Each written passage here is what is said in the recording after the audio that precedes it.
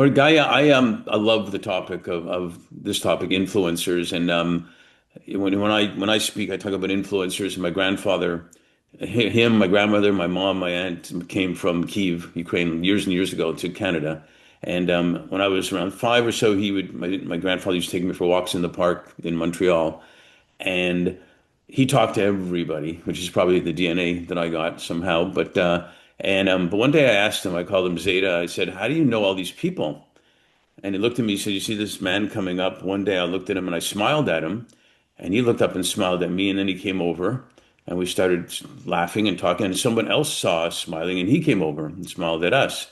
And I remember my 5-year-old brain, literally remember my 5-year-old brain, which some of my friends would say I still have, but that's another conversation, that saying, "Well, this is great. I just have to smile in my life and I'll be fine." Simple, right? And but then you start making it complex as you start getting older. But then as you get older again, you start getting wiser back again, saying, maybe a smile is just good enough that can make a big difference. So, with all that said, we all have lots of influencers. Can you share two or three people that have been influential in your life? Gosh, okay. I'm gonna put Donella Meadows at the top of this list. She's a systems thinker, and she wrote a book called Thinking in Systems, and she wrote about the 12 leverage points that we have in a system. And I just think it is honestly, it's heady, but it is so important if you're looking at big, squirrely, spaghetti problems. And then I would put Elinor Ostrom.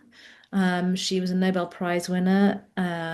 She won the Nobel Prize for debunking the idea of the myth of the commons. There is no such thing as the myth of the commons. That was the reality of the situation is that humans are successful because they are so good at managing commons. And so her research over the course of her life was on, so her 8 rules for managing a commons, I think, are extremely important in this moment in which capitalism is proving to be insufficient to the task.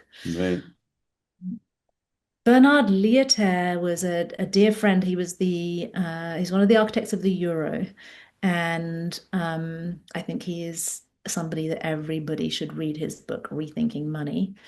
Um, and he was my advisor till he died at my company.